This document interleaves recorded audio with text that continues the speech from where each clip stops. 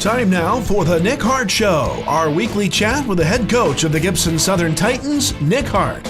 The show is presented by the Gibson Southern Football Boosters and brought to you by A&B Contracting, LLC, AgriGold, Best One Tire, Chips, SellMyTees.com, Cox Family Eye Care PC, Daylight Land Management, Du Bois County Garage Doors Incorporated, Duke Energy, Elite Insulation, Emerson Cattle Company, Fort Branch Dairy Queen, Foster Construction, Gerald and Trudy Bledsoe, Snap-on Tools, Grant Rydens, Hilliard Lyons, Ignite Heating and Air, in loving memory of Zach Bailey, in memory of Darwin and Eric Callis, Julia's School of Dance, Kissel Farms Incorporated, L&R Off-Road of Owensville, MyTech Systems, Pegram Concrete LLC, Princeton Auto Park, Pro Rehab, Progressive Health Rehabilitation and Orthopedic Associates, Reinbrecht Homes, Right to Bear Arms,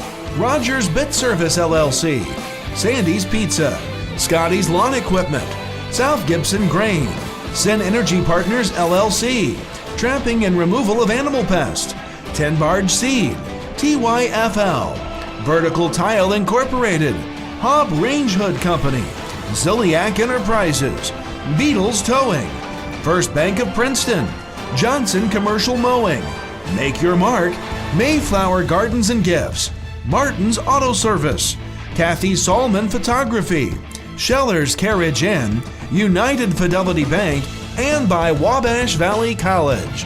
The Nick Hart Show, presented by the Gibson Southern Football Boosters, starts now on 89.1 The Bash. Welcome to the Nick Hart Show. I am Bob Bowser, and joining me is head coach of the Gibson Southern Titans, Nick Hart. And Coach, your Titans are now 2-0 overall and 2-0 in the Pocket Athletic Conference play after defeating South Spencer on Friday night 73-0. So let's take a look at some of the team and individual stats from the season opener. Starting off first for the offense, 565 yards of offense for the Titans, 78 for South Spencer, and we'll get into talking more about offense and defense here in a little bit and more specifics, but you know, first of all, over 500 yards in offense is outstanding, and defensively, you kept the team under triple digits, which again, in a varsity game, is very, very good. It's very, very good, and I think a lot of those came late as well, so I think our defense is playing at a very, very high level right now. Then in the passing, it was 143 yards for the Titans, 50 for South Spencer. And rushing-wise, 422 yards for the Titans, 28 for South Spencer. And Coach, it just hit me like a ton of bricks right here. When is the last time that we ever talked about you amassing 422 rushing yards and only 143 passing? I don't know. I don't know if it's ever happened. Did you call a different game or something? Nope. We were just really effective, and I thought our offensive line, I know we'll talk more about offense, but our offensive line did an excellent job on Friday. Well, and sometimes, too, it makes it so simplistic. Some people think that you're sitting out there and you've got this massive playbook, but the bottom line is when something works, run it till it doesn't work anymore. And I saw a lot of that on Friday night, and Mitchell Spindler was just running like a beast. Oh, he was phenomenal, and that's the Mitchell that we expect whenever we moved him over to running back, and he did an excellent job on Friday. Now, I'm not going to be so nice on this. Penalty yards. 12 penalties for 130 yards for the Titans, 7 for 65 for South Spencer. Yes, you won 73-0, but I'm quite certain this week in practice there's going to be a common theme of discipline throughout the week. Yeah, there is. There was some I'll live with. Like one that sticks out is we kind of got burned on a double move, and Bo Lamy grabbed the kid to keep it from being a touchdown. That was a smart penalty. We had some aggressive penalties, maybe we just didn't get our head on the right side of the guy, stuff that we can fix.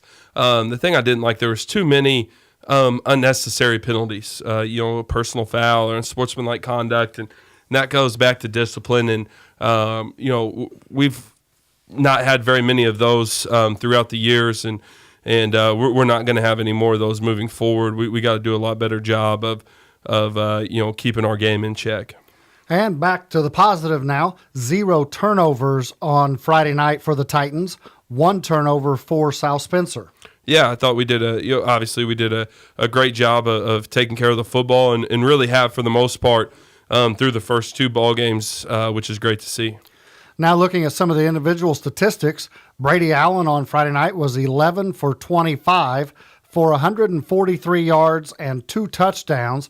And while we've become accustomed over the last few years of watching the Madden-esque type of 17 for 20 or 15 for 21 type of completion rates, very effective night still for the young freshman. Yeah, it was. And, I think the one thing, maybe other than penalties, if I'm going to knock a performance on Friday, we didn't catch the football very well. And they weren't tough catches. We had several easy catches that we did not make, and that can't happen going forward, and I know it won't because those guys catch the ball really well. But I thought Brady did a great job of when he got pressure or there was nothing there, he threw the ball away, didn't take a sack, didn't force it into coverage, and was very smart with the football. And like I said, we got to catch the ball a little bit better. If we do, then that number's probably 16 to 25 or so, and with some good throwaways and a couple that he missed that he'd like to have back. But then that makes that number look a lot better. So we got to do a better job at receiver catching the football. Well, you must have been reading my mind there, which please get out of there because it's very, very, very shallow. But still at the same time, there were some drops. And, I don't want to pick on any of the kids, but because, one of the hardest thing in baseball is to hit the baseball, first of all. In football, trying to catch that football sometimes, even as big as it is, it just goes through your hands. And we had a few of those the other night. Yeah, we did. And we'll, I didn't think we had very many week 1. And I think we have a receiving core that catches the ball really well. So, we'll work hard this week and chalk that one up to a bad night out of that group and move forward, because there were some really good plays out of the receiving core on Friday. Just a few that they would like to have back, and I'm sure they'll play much better coming up this Friday. Well, looking at the rushing statistics, Mitchell Spindler had 18 carries for 252 yards and 4 touchdowns. Owen Bryant, the workhorse in the second half of play, 10 carries for 98 yards and 2 touchdowns. Nathan Bowes had 2 carries for 30 yards. Ben Butler had 2 carries for 26 yards and a touchdown. And Ben Luttrell comes in and gets 3 carries for 16 yards and a touchdown. A lot of different guys getting the touches, but obviously the star is going to go up to Mitchell Spindler on this night for rushing. Yeah, he was fantastic. And again, I think not to downplay Mitchell's performance, but our offensive line I thought was the best unit on Friday night. They were phenomenal. We missed a few assignments here and there, but, man, the physicality that they played with on Friday, it was probably one of the best games we've put together as an offensive line in the past few years. I was just extremely impressed with how physical we were up front. We did a great job of getting movement, and Mitchell is fantastic, but he looks even better when he doesn't have to make a move or anything for 8-9 yards down the field, and has a full head of steam going. So just an outstanding job by our offensive line on Friday. Well, and then with the receivers, Seth DeLong had 2 receptions for 40 yards and a touchdown. Ben Butler had 4 receptions for 39 yards and a touchdown. Dawson Witt had 4 receptions for 36 yards. And Mitchell Spindler had 1 reception for 28 yards, which was an awesome screen, by the way. Great time to make the call. And I tell you what, those linemen were downfield saying, feed me. And they were just in the way, roadblock and everything. Yeah, and that's one thing I really like about our offensive line. We have a very athletic group. That screenplay they did well. We hit a tunnel screen to Dawson Witt, for a nice gain on 3rd and 10. They did a great job of getting out in front of him. So I think our screen game these first couple weeks has been really, really good, and our offensive linemen love getting out there in space on those smaller guys. All right, so let's go over to the defensive side now, where Lucas Ploss led this week in tackling. He had 5 solo, 2 assists, 1 tackle for loss, and 2 sacks. Logan Falkwer had 5 solo, 1 assist, 2 tackles for loss. Garrett Martin was in on 4 solo, 1 assist, and 1 sack. And Max Beatles had 3 solo and 4 assists. So right there, out of those 4 guys, Logan Faulkner plays on the line. Lucas Ploss comes up there as an outside linebacker, defensive end type, as well. Then Martin comes from the inside linebacking position. Yep. So your front 7 are doing a phenomenal job. Phenomenal. We were great against the run. I thought the back half played great against the pass as well. But, man, the one thing about our defense that really stands out to me right now is we do such a good job of chasing the football and getting hats to the football. A play that stood out on film is they threw like a little swing screen to the running back out in the flats. We came up, we made a nice play on it. We missed the tackle and kind of forced it back inside. And Ashby Henning was playing nose guard for us, chased the play down the line of scrimmage, and when it got turned back inside, he ended up making the play. And if your nose guard's making plays on swing screens, you really have something going on defense. And I think that's one thing that our defense and our defensive staff has preached from when we started in June about getting to the football and not assuming tackles. It's something that we're doing better now than we've ever done in my time at Gibson Southern, and it's fun to watch. It's fun to watch our guys, sprint and get to the football and make plays.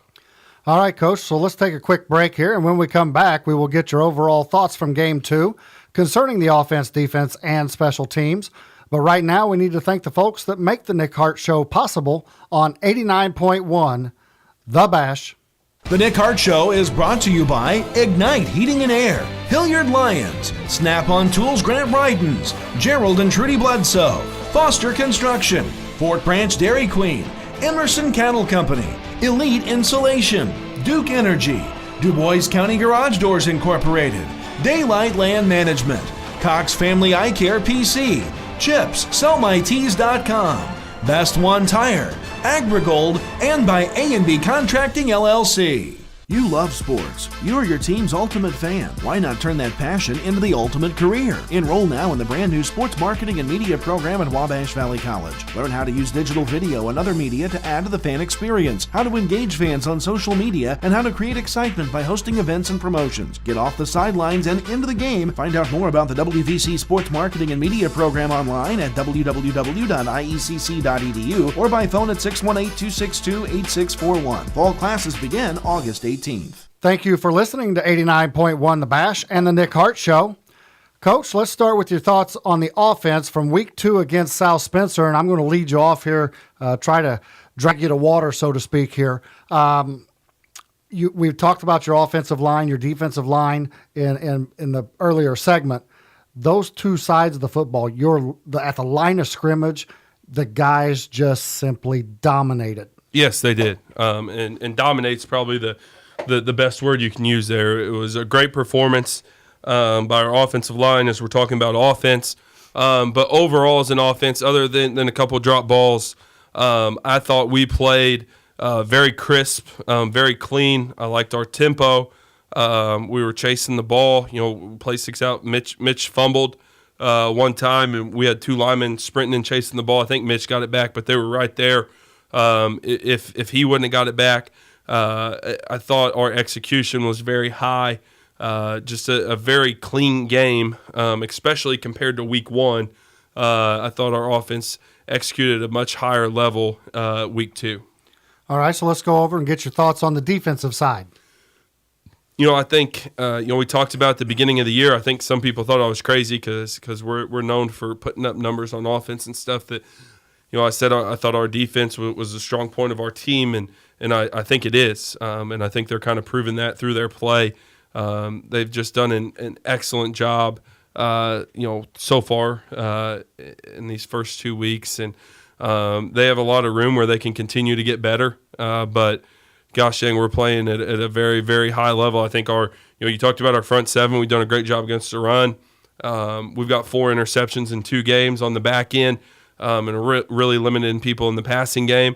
I think our defense is playing at a really high level. Well, and the good thing about your defense playing at the level that you're speaking of is the fact that they come out and they dominate that side of it, which has left your offense, A, in great field position, and then, B, it's taken the pressure off of the offense. Granted, you put up 73 points. The week before, you put up 49 points, I believe it was. the thing is, the offense doesn't have the pressure now. And on that side, especially when you have a freshman leader as the quarterback, it's an opportunity for that offense to kind of gel and get together. And boy, I tell you, it's going to be something special when you get the offense and the defense both playing at an extremely high level.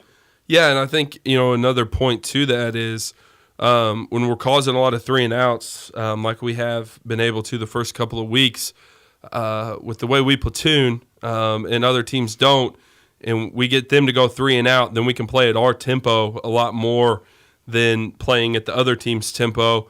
It really helps us wear down the other team, playing at our tempo. But to your point too, I think it's a trend I'd like to stop. But our first points these last 2 weeks have been a field goal, but I think that that goes to your point of the pressure being off of our offense a little bit. I think you go down, you get points, you feel good about what you're doing because your defense is getting stops as you go through, and we're going to get in some tight ball games here coming up, and we might need some field goals to win the ball game and just keep points and keep that momentum going in the right direction. Well, let's move over to special teams now, where one big noticeable situation on Friday night for me, Bryce Williams didn't have on the lime green shoes. What's up with that? He still made them. I don't know. I have a rule that I don't talk to kickers on Friday nights, and so I definitely am not talking to them about their shoe choices. So I'm not really sure what was going on with that, but I liked it. He needs to stay off the lime green shoes because he's putting the ball in the end zone on Friday night, which I love to see. Oh, very much so. So I might, now that you pointed that out, I didn't even know, but now that you pointed that out, I might have to let him know that the lime green ones are banned. Sorry, Bryce. I'm very sorry about that. Yeah, I think we're going to have to ban the lime green ones so he can keep putting the ball in the end zone. Well, and you also had Novotny, young kicker, come in, sophomore? He's a junior. Yeah. He come in, and I tell you what, he split the uprights too. Yeah, Jake does a great job. Bryce was hurt in the Heritage Hills game last year, and Jake came in and did a great job kicking for us. And I think our backup kicker is better than a lot of high school teams' kickers. So it's a great luxury to have. It's a great luxury to have Bryce, like we talked about, where you can go and get in a situation like we were on Friday night. First drive kind of bog down the red zone, and you get some points out of it and keep the momentum going in the right direction. And I think all of our special teams are playing at a really high level. You had to punt the other night. I mean, I'm surprised you made it through the sidelines still because you had to punt. I know you hate that word, but what a great job on the punt team. If I remember right, it was a 43-yard punt. Yeah, I hope 89 won the Bash doesn't get fined for you saying that 4-letter cuss word on air. But yeah, it was we did have to kick the ball away, and Mitch had a great punt, and we protected and covered it really well. So not something we like to do, but I guess it was nice to get some game reps at it, and we executed really well. You handled that very PC, so I'm proud of you for that. Thank you. But right now, Coach, we're going to thank some of the supporters of the Nick Hart Show. And when we come back, we'll take a look around the Pocket Athletic Conference to wrap up Week 2 of the 2018 season and get prepared for Week 3 as you are listening to the Nick Hart Show on 89.1 The Bash. The Nick Hart Show is brought to you by South Gibson Grain, Scotty's Lawn Equipment, Sandy's Pizza, Rogers Bit Service LLC, Right to Bear Arms, Reinbrecht Homes, Progressive Health Rehabilitation and Orthopedic Associates, Pro Rehab, Princeton Auto Park, Pegram Concrete LLC, MyTech Systems, in loving memory of Zach Bailey, in memory of Darwin and Eric Callis, Eleanor Off-Road of Owensville, Kissel Farms Incorporated, and by Julia's School of Dance. Looking for a career in the entertainment business? A career that allows you to work with the people behind the scenes to take a creative idea and turn it into a successful project that allows you the chance to use traditional and new digital media formats? Check out the all-new Entertainment Business Certificate program at Wabash Valley College. Become a professional sales associate, broadcast marketing consultant, a digital media manager, or more. Find out more about the new Entertainment Business Certificate option at WVC today. Log on to www.iecc.edu or call 618-262-8641. Welcome back to the Nick Hart Show on 89.1 The Bash. I am Bob Bowser, and joining me is head coach of the Titans, Nick Hart. And right now, Coach, let's talk about the Pocket Athletic Conference. Looking at week number 2, of course, your Titans defeated South Spencer 73-0. Heritage Hills defeated Tell City 49-0. This Heritage Hills ball club is back and for real this year. Yeah, they're rolling. They're playing good ball and beat Mount Vernon week 1, and that win looks a lot better now with Mount Vernon going and beating North Posey in week 2. So they definitely got it rolling over there, and they're always a very, very tough opponent, and looks to be that way again this year. Well, and then Jasper defeated Southridge 35-7. Obviously, in that rivalry game, I wasn't expecting that kind of score, but I think Jasper might have been a little unhappy with their loss in week 1. Yeah, and just watching Home Team Friday too. Southridge was without Tucker Shank, who's that's a big loss. Yeah, one of their best football players, and that makes a big difference for them. And I think Jasper kind of jumped on them early, and it was tough for them to claw back. But no doubt they'll get him healthy, and they'll get playing really good football here as they hit the midpoint of the schedule. Well, and probably what Evansville people are calling the game of the week in the area would be Mount Vernon defeating North Posey 64-49. That sounds like a basketball score, not much of a football score.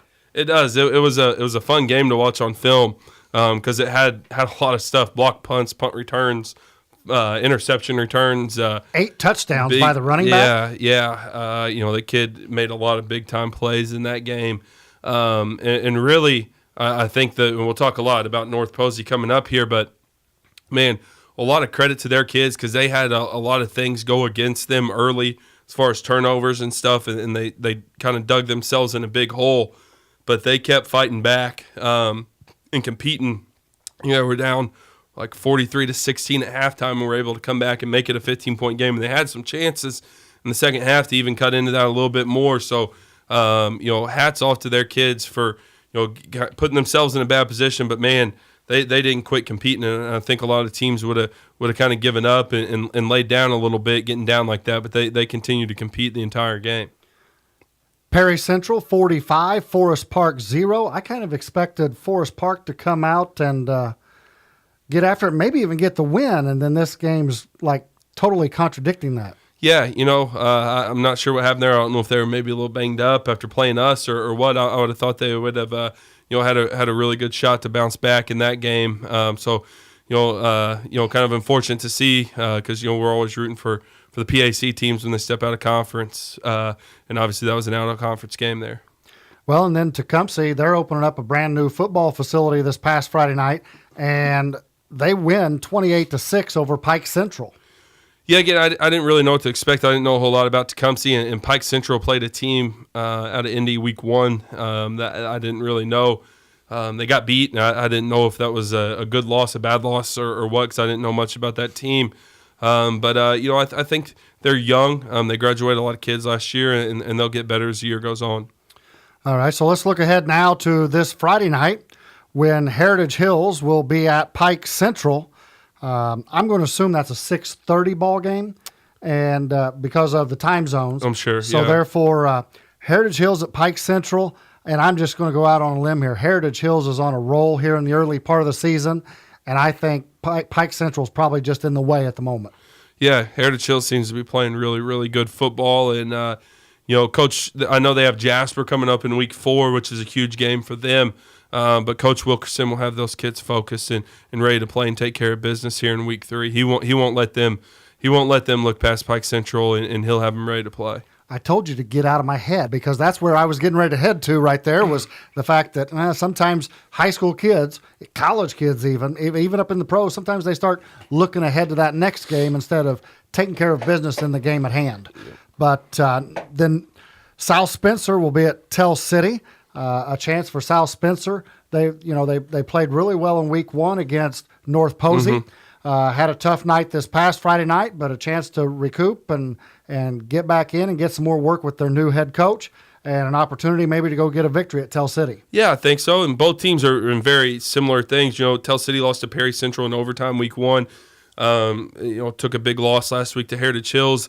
Both new coaches, both 0-2. So somebody's going to get bounce back and get rolling in the right direction come Friday night.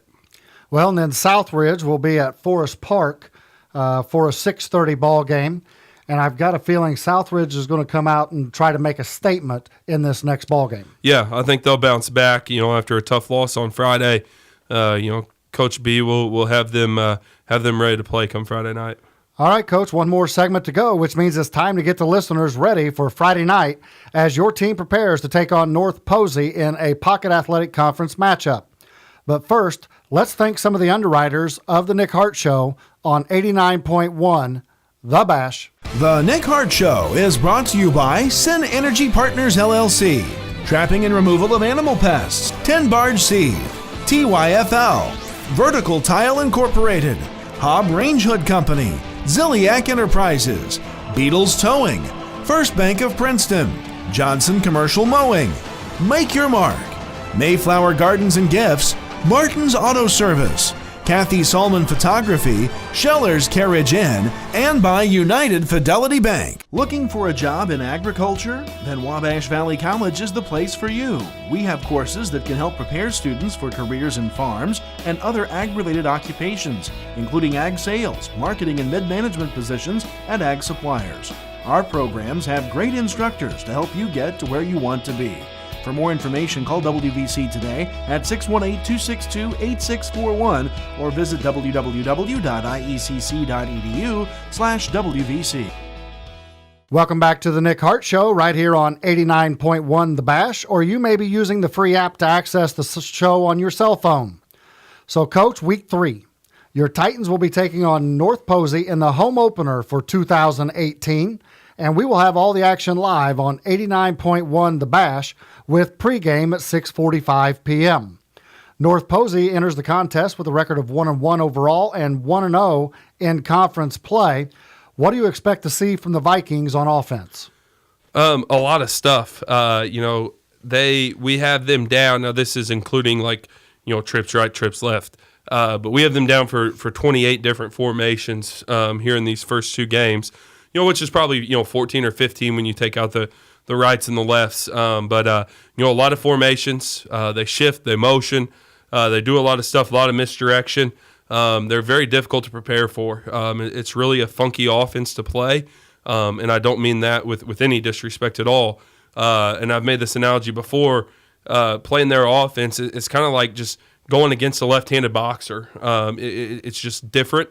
They do a lot of things, and I think their scheme is really good because they do it out of a bunch of different formations, give you different looks. They're running the same place, so they're trying to get numbers and formations and stuff with overloads and everything, and they do a really good job of exploiting you if you don't get lined up correctly. So it'll be a big challenge for our defense this week to be disciplined because there is a lot coming at you with the formations and the motions and the shifts, and then the misdirection on top of that. You got to be very disciplined with where we line up, who are our keys pre-snap, post-snap, all those types of things. They have 2 very explosive playmakers on offense that they do a really good job of getting the ball to. So, it's definitely probably our toughest task to date. For the defensive side, and so they're going to have their hands full, and it's going to take a great week of practice this week, so we can go out. I think that's always the biggest thing. If you can practice well during the week against offenses like this, and know what you're doing, then you can go out and play fast on Friday night. If we don't have a good week of practice, then we're going to be thinking a lot on Friday night, and you can't play as fast as what you would like. So this week of practice is going to be very, very big for our defense. All right, so now what do you see from North Posey on the defensive side, trying to slow down what has really come out to be your high-octane offense? Well, I think defensively they're very similar to us. They're a 3-4. There are some differences, but they're a base 3-4 defense, playing some quarters and stuff behind it. And they'll bring pressure at times, so we got to be ready for that, be ready to pick that up. And they're pretty sound, so we're not going to trick them and get them out flanked or anything like that. And we just got to, kind of line up and play football. And, it's good that our defenses have a lot of similarities because, the defense we've gone against the most is ours. So, I think that will help us out a little bit offensively, that we've seen that defense quite a bit. So what do you see special teams-wise? They're really good in the special teams. They've done a really good job in the punt game. They blocked a punt Friday night against Mount Vernon. The kicker, puts the ball in the end zone at times on kickoffs and does a pretty good job on extra points. They'll go for two and run some like polecat stuff that we got to prepare for. After they score a touchdown, but they're very, very solid in their kicking game. All right, Coach. So anything else you would like to add for this week's show? Yeah, we're really excited to get home, for the first time this season. And then lower levels, last week our JV team defeated Evansville North 46-14. The freshman team defeated Evansville Memorial 22-0. And then the middle school teams swept Mount Vernon on Thursday night, both 7th and 8th. Won. So it was a great week for the program and, trying to keep it rolling here as we head deeper into the season. All right, Coach. Well, thanks. That's all the time we have for today's show. So, Coach Hart, good luck Friday night. We'll see you after the game on the post-game show, and best of luck to the players. We would like to thank all of you for joining us here on 89.1 The Bash for the Nick Hart Show, and be sure to catch us each week at 7 p.m. on Tuesday night for your look inside Gibson Southern Titans football. Before we sign off, though, we would like to thank all of the supporters of the Nick Hart Show on 89.1 The Bash. The Nick Hart Show is a special sports presentation of 89.1 The Bash, made possible by the Gibson Southern Football Boosters and these sponsors: Ziliak Enterprises, Hobb Range Hood Company, Vertical Tile Incorporated, TYFL, 10 Barge Steve, Trapping and Removal of Animal Pest, Sin Energy Partners LLC, South Gibson Grain, Scotty's Lawn Equipment, Sandy's Pizza, Rogers Bit Service LLC, Right to Bear Arms, Reinbrecht Homes, Progressive Health Rehabilitation and Orthopedic Associates, Pro Rehab, Princeton Auto Park, Pegram Concrete LLC, MyTech Systems, L&R Off-Road of Owensville, Kissel Farms Incorporated, Julia's School of Dance, in memory of Darwin and Eric Callis, in loving memory of Zach Bailey, Ignite Heating and Air, Hilliard Lions, Snap-on Tools, Grant Rydens, Gerald and Trudy Bledsoe, Foster Construction, Fort Branch Dairy Queen, Emerson Cattle Company, Elite Insulation, Duke Energy, Du Bois County Garage Doors Incorporated, Daylight Land Management, Cox Family Eye Care PC, Chips, SellMyTrees.com, Best One Tire, Agrigold, A&B Contracting LLC, United Fidelity Bank, Scheller's Carriage Inn, Kathy Solomon Photography, Martin's Auto Service, Mayflower Gardens and Gifts, Make Your Mark, Johnson Commercial Mowing, First Bank of Princeton, Beatles Towing, and by Wabash Valley College. The Gibson Southern Titans play here all season long on 89.1 The Bash.